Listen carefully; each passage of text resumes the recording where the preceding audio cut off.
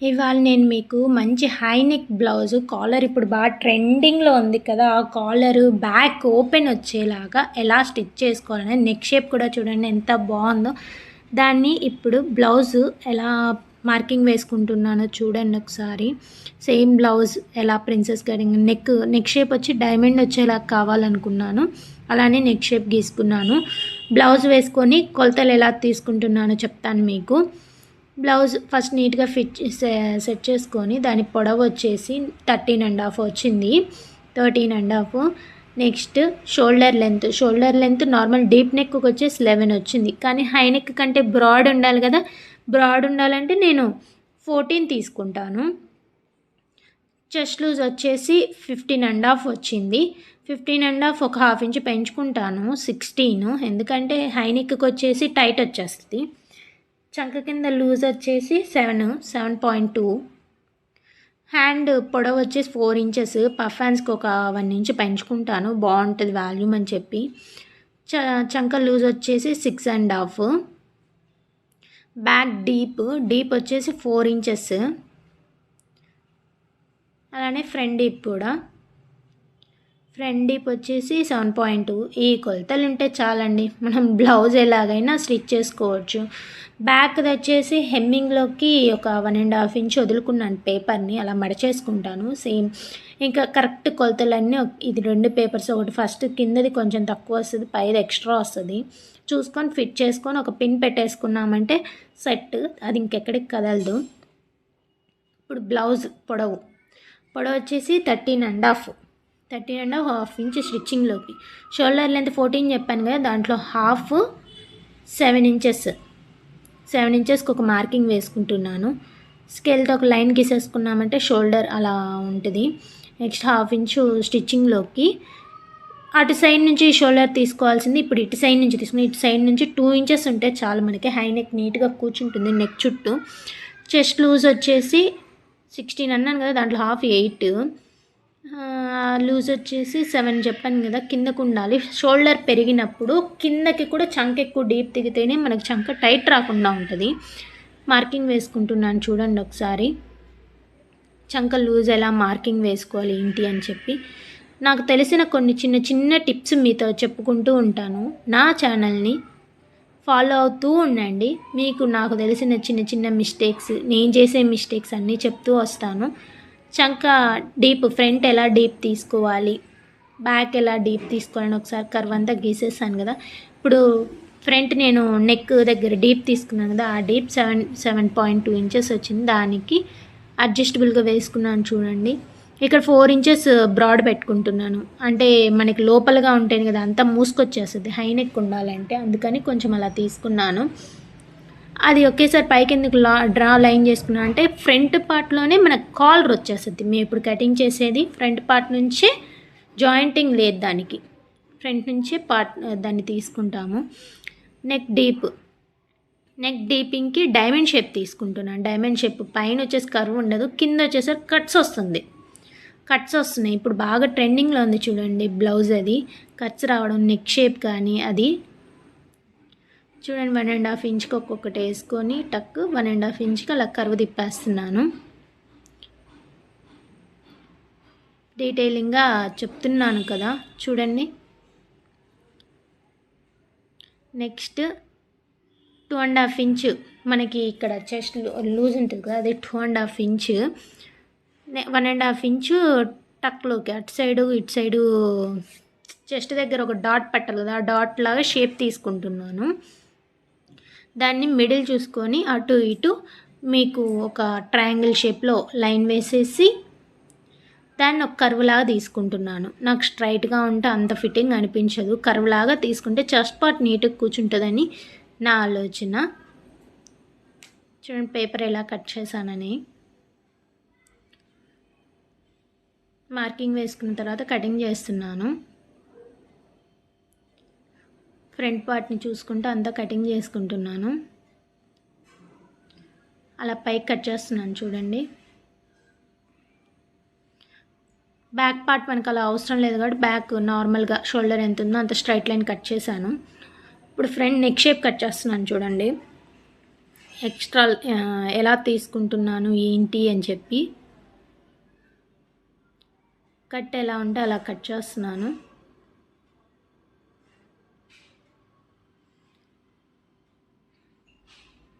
Next అదొక curve గీసుకుంటున్నాను పైకి, chest part నీట్గా కూర్చోవాలి కదా.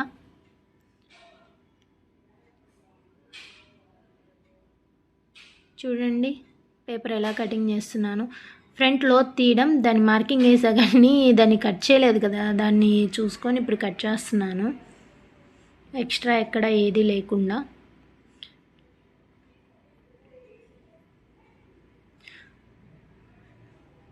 చంక లోతు, ఫ్రంట్ పార్ట్ చంక లోతు చూడండి పేపర్ పెడితే ఎలా కనిపిస్తుందో. దానికి 2 స్టిచ్చింగ్లోకి ఎక్కడ టక్ ఉండాలనో ఆ టక్ అలా వేసేసుకున్నాను. Front and back over. ఇప్పుడు హ్యాండ్స్ కట్ చేస్తున్నాను. హ్యాండ్స్ మన బ్లౌజ్కి వచ్చేసి పఫ్ హ్యాండ్స్ ఉండాలనుకున్నాను. పఫ్ హ్యాండ్స్ పేపర్ మీద కటింగ్ కాదు, క్లాత్ మీద చూపిస్తాను నేను మీకు. ఇప్పుడైతే నార్మల్ హ్యాండ్ చూపిస్తున్నాను. నార్మల్ హ్యాండ్ 4 ఇంచెస్, 6.5 ఇంచ్ వచ్చి చంక లూజు. చూడండి చంక లూజు యాజ్ ఇట్ ఈజ్ ఎలా ఉందో మనం అలా కట్ చేసుకుంటున్నాము. లోతుగా ఉండాలి కదా ఫ్రంట్ సైడ్, అది తీసాను.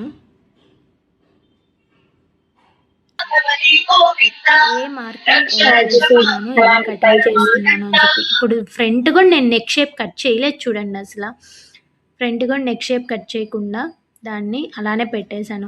క్యాన్వాస్ మనం ఐరనింగ్ చేసుకున్నాక నెక్ షేప్ కట్ చేసుకున్నామంటే నీట్గా ఉంటుంది అని నా ఆలోచన. కానీ నేను ఎప్పుడూ తొందరపడి ఫస్ట్ నెక్స్ కట్ చేయను. ఇప్పుడు హ్యాండ్, పఫ్ హ్యాండ్ ఎలా కట్ చేస్తున్నానో చూడండి. క్లాత్ ఫ్రంట్ బ్యాక్ అంతా నీట్గా సర్దుకొని, బాగా ఎక్స్ట్రా క్లాత్ ఉంది కదా మనకి, 3 ఇంచెస్ వదులుకుంటున్నాను పఫ్ కోసం. 3 ఇంచెస్ వదులుకొని నార్మల్ హ్యాండ్ ఎలా మేకింగ్ కావాలనో అలా యాజ్ ఇట్ ఈజ్ మార్కింగ్ వేసుకుంటాను. మార్కింగ్ వేసుకొని ఫ్రంట్ క్రాస్ కూడా అప్పుడే గీసేస్తాను చూడండి ఒకసారి. ఫ్రంట్ షేప్ కూడా గీసేసుకుని ఇప్పుడు అక్కడి నుంచి పైకి తీసుకుంటున్నాను. పఫ్ అంటే కొంచెం పైకి రావాలి కదా మనకి, వాల్యూమ్ బాగా వస్తుంది అప్పుడైతే. హ్యాండ్ కట్ చేస్తున్నాను. ఫ్రంట్ కూడా ఒకేసారి కట్ చేసుకున్నాను. ఫ్రంట్ లోతు కూడా ఎక్కడ టక్స్ అక్కడ పెట్టేస్తున్నాను. మిడిల్ టక్ మిడిల్, ఫ్రంట్ టక్ ఫ్రంట్, హెచ్చు తగ్గు ఏం లైనింగ్ లేకుండా ఒకసారి రీకటింగ్ చేసుకున్నాను. ఇప్పుడు పై క్లాత్ మీద మనము జాయిన్ చేయాలనుకున్న పై క్లాత్ ఉంటుంది కదా, ఆ క్లాత్ మీద అంతా ఎలా ఉన్నది. ఫస్ట్ అంచులు మన సైడ్ ఉండాలి. ఎప్పుడైనా సరే కటింగ్ చేసుకునేటప్పుడు అంచులు మన సైడ్ ఉండాలి. ఈ బ్లౌజ్ ఏంటో పీసెస్ వచ్చేస్తుంది.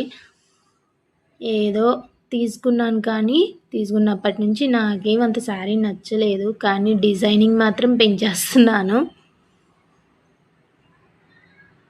ఫ్రంట్ బ్యాక్ హ్యాండ్స్ వచ్చేసి అక్కడ పెట్టేసుకున్నాను. క్రాస్గానే పై పీస్ కూడా క్రాస్గానే తీసుకుంటాను. Chest volume cross piece cut చేశాను కదా, చెస్ట్ దగ్గర ఉండాల్సింది అది క్రాస్ ఎలా తీసుకున్నానో యాజ్ ఇట్ ఈజ్ అలానే కట్ చేశాను. కొంచెం గాలి ఎక్కువగా వస్తుంది, డోర్ దగ్గరే కూర్చోండాను. గాలి ఎక్కువ వస్తుంటే అన్నీ ఎగిరిపోతూ ఉన్నాయి.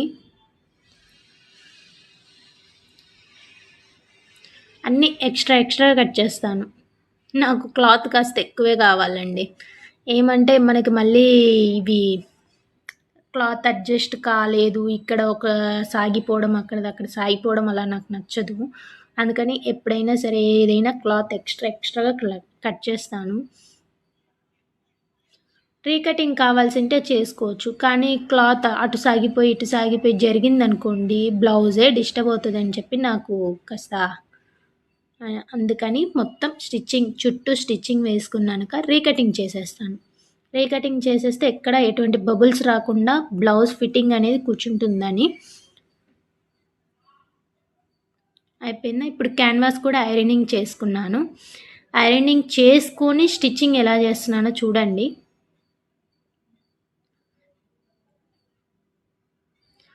ఆ కట్స్ షేప్ దగ్గర కానీ అంతా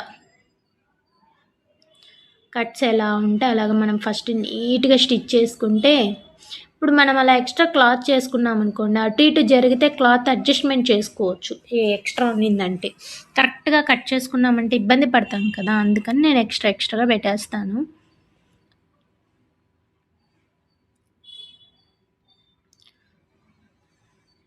ఇప్పుడు నెక్ షేప్ కట్ చేస్తున్నాను చూడండి. మనం ఎలాగో పైన ఓపెన్ అనుకున్నాం కాబట్టి ఆ క్లోజింగ్ ఉన్న దాన్ని తీసేసి కట్స్ ఎలా ఉంటే అలా యాజ్ ఇట్ ఈజ్ కట్ చేస్తున్నాను.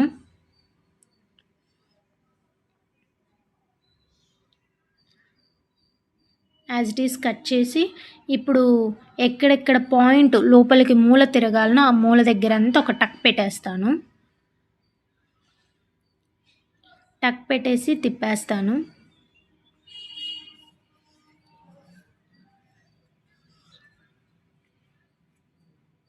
ఒకసారి మళ్ళీ ఏదో ఒక స్టిచ్చింగ్ చూసుకొని వేసుకుంటున్నాను.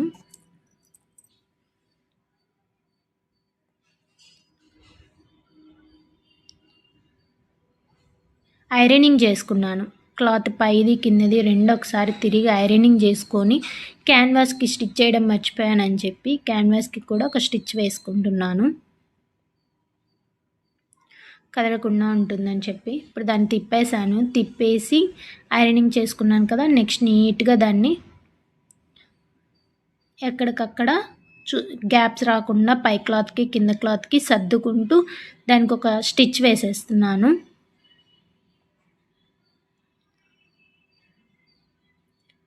ఎక్స్ట్రా క్లాత్ లేకుండా ఇప్పుడు కట్ చేసుకుంటాను. ఎక్కడే కానీ ఎక్స్ట్రా క్లాత్ అనేది రాకుండా నీట్గా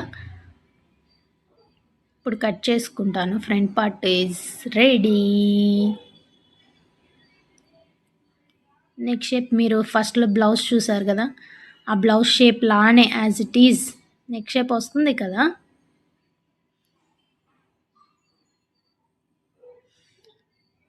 చూడండి అలాగా ఎక్స్ట్రా కటింగ్ చేసుకున్నాను. షోల్డర్ వచ్చేదాన్ని బట్టి చూసుకొని రీకటింగ్ చేసుకోవచ్చు. అదే క్లాత్ లేకుండా అంటే ఎక్కువ జాయింటింగ్ పడుతుంది. ఇప్పుడు దీన్ని కూడా అందరూ పైన స్టిచ్ చేసి ఓవర్లాక్ వేసేస్తారు. నా దగ్గర ఓవర్లాక్ మిషన్ లేదు, అందుకని లోపలికి వెళ్ళేలాగా స్టిచ్ చేస్తున్నాను చూడండి.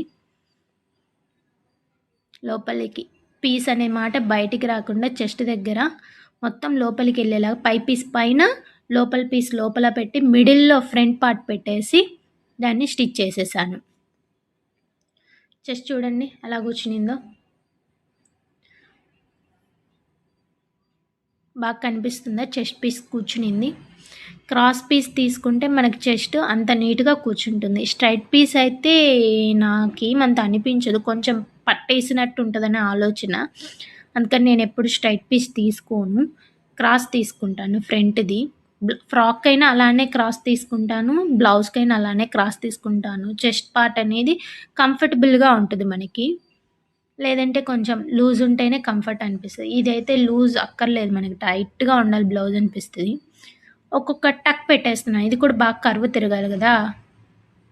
పైనుంచి మళ్ళీ ఒక స్టిచ్చింగ్ వేసుకుంటాను. అప్పుడు ఇంకా క్లాత్ మనకి ఎటువంటి డిస్టర్బెన్స్ లేకుండా ఉంటుంది.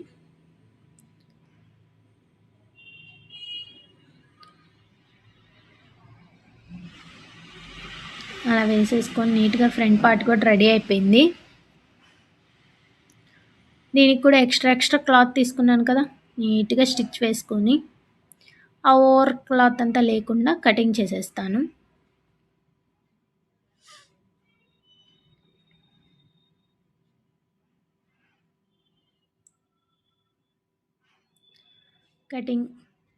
కటింగ్ అంతా చేసేసాక ఇప్పుడు బ్యాక్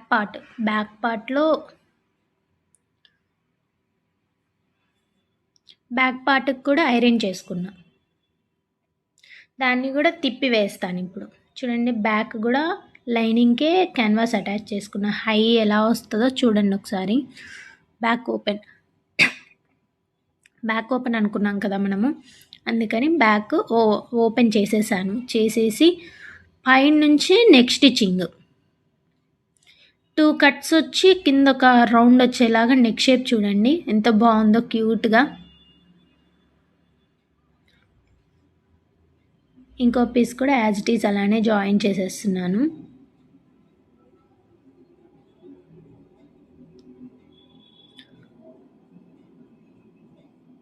నెక్ షేప్ అలాగా కర్వ్ ఎలా వస్తుందో అలా చూసుకొని కర్వ్స్ కటింగ్ చేసుకొని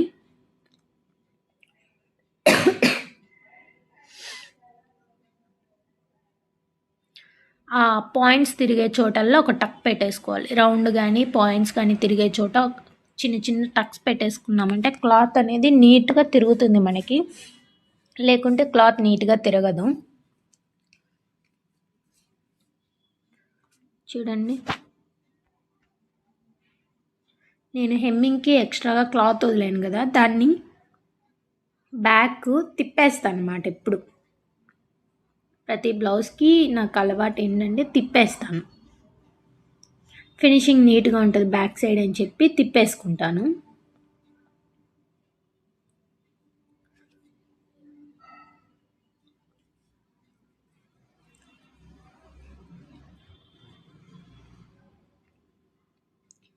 స్టిచ్చింగ్ వేసుకున్నాక ఐరనింగ్ చేశాను. బ్యాక్ నెక్ కూడా ఐరన్ చేశాను, స్టిచ్ ఏం వేయలేదు. బ్యాక్ నెక్ క్యాన్వాస్ ఉంది కాబట్టి ఒక ఐరనింగ్ చేసుకుంటే మనకి ఫినిషింగ్ మారిపోద్ది. బొటిక్ ఫినిషింగ్ అని ఎక్స్ట్రా అమౌంట్ పెట్టేస్తుంటాం కదా, ఆ ఫినిషింగ్ కోసం ఐరనింగ్ ఎక్కువ ఇంపార్టెన్స్ ఇస్తుంది. ఐరనింగ్ ఓవర్లాక్ ఉంటేనే బొటిక్ ఫినిషింగ్. నా దగ్గర ఓవర్లాక్ మిషన్ లేదు, ఐరన్ మిషన్ ఉంది. సో ఓన్లీ ఐరనింగ్ చేస్తుంటాను ఎక్కువ. ఫ్రంట్ పీస్కి కూడా కింద హెమ్మింగ్కి ఒక బెల్ట్ లాగా ఉంటుంది కదా, దాన్ని స్టిచ్ చేసేసాను. స్టిచ్ చేసేసి నెక్స్ట్ హెమ్మింగ్కి మెట్ చేస్తాం కదా, అది అలాగా. హ్యాండ్స్ ఇప్పుడు బ్యాక్ పార్ట్కి హుక్కు పట్టి వేసేసి కాలర్ ఎలా పెడతాను అనేది ఫస్ట్ చూపిస్తాను మీకు. హుక్కు పట్టి వేస్తున్నాను, హెమ్మింగ్ హుక్కు పట్టి వేసేసాను. కాలర్ వచ్చేసి ఇప్పుడు బాగా జాగ్రత్తగా గమనించండి. ఒక పీస్ వచ్చేసి కాలర్ వచ్చిన దగ్గర నుంచి ఒక పీస్ పై పీస్ మాత్రమే స్టిచ్ చేస్తాను. కొంచెం దూరం వచ్చాక పై పీస్ మాత్రమే స్టిచ్ చేస్తాను. నీట్ ఫినిషింగ్ రావాలి కదా మనకి, అందుకని పై పీస్ మాత్రమే స్టిచ్ చేశాను. యాజ్ ఇట్ ఈజ్ అంతే. ఇంకా ఒకసారి క్లియర్గా గమనించండి. దాని లోపలికి మడిచేస్తున్నాను చూడండి, లోపల ఓవర్లాక్ చేసేస్తున్నాను దాన్ని. ఓవర్లాప్ ఆ ఎక్స్ట్రా ఉన్న పీస్ని కట్ చేస్తాను.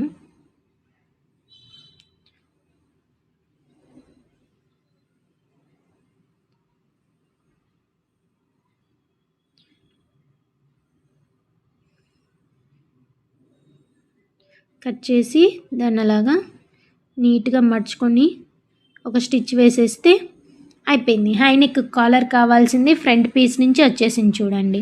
ఎక్కడ ఎటువంటి ఎక్స్ట్రా క్లాత్ ఏం పడకుండా క్యాన్వాస్ కోసం ఎలా కట్ చేయాలా, కాలర్ని బ్లౌజ్కి ఎలా సెట్ చేసుకోవాలని దిగులే లేకుండా మీకు ఫస్ట్ స్టార్టర్స్ అయితే ఈ నెక్ డిజైన్ ఇప్పుడు బాగా ఫేమస్. అసలు ఎంత ఫేమస్ అంటే ప్రతి ఒక్కరూ అలాగ హై నెక్ వచ్చేసి అలా హై రావాలి, బ్యాక్ డీప్ వస్తుంది, పైన హై వస్తుంది, ఫ్రంట్ చూసేదానికి కూడా రిచ్ లుక్ వస్తుంది. అసలు ఎంత బాగుంది బ్లౌజ్ ఫిట్టింగ్ అని ఎంతగా వస్తుంది చూడండి. అది క్యాన్వాస్ అయిపోయాక బ్యాక్ కూడా నేను ఒకసారి పెట్టుకొని చూసుకుంటున్నాను చూడండి ఎలా వచ్చిందని. నెక్స్ట్ హ్యాండ్స్ స్టిచ్ చేస్తున్నాను. హ్యాండ్స్కి కూడా క్యాన్వాస్ పట్టి ఒకటి వేస్తున్నాను, స్టిఫ్నెస్ ఉంటుందని చెప్పి సింగిల్ లేయరే పెట్టుకుంటున్నాను. కింద పట్టీకి 1 ఇంచ్ పట్టి రెడీ చేస్తున్నాను.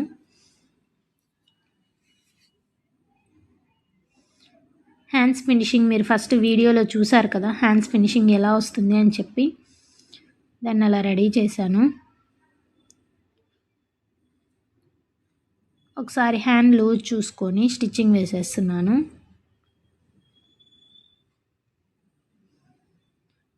కింద ఫస్ట్ పార్ట్కి హెమ్మింగ్ వదులుకున్నాం కదా, దాన్ని పైకి పట్టేసుకొని స్టిచ్చింగ్ వేయడమే. చూడు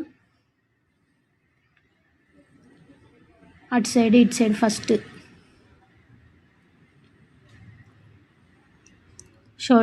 చంక దగ్గర కరెక్ట్గా పట్టుకుంటేనే మనకి ఎల్ షేప్ అనేది బాగా కరెక్ట్గా వస్తుంది.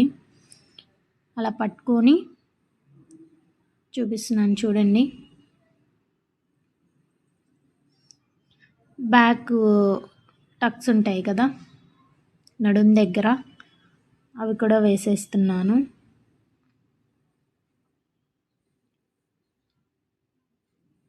నెక్స్ట్ బ్లౌజ్ ఫినిషింగ్ చూడండి ఎలా వస్తుంది అని చెప్పి నీట్గా సర్ది మీకు ఒకసారి చూపిస్తున్నాను. హెమ్మింగ్ కాకముందే హెమ్మింగ్ స్టేజ్ ఎలా ఉంది అని చెప్పి. ఫ్రంట్ హైకి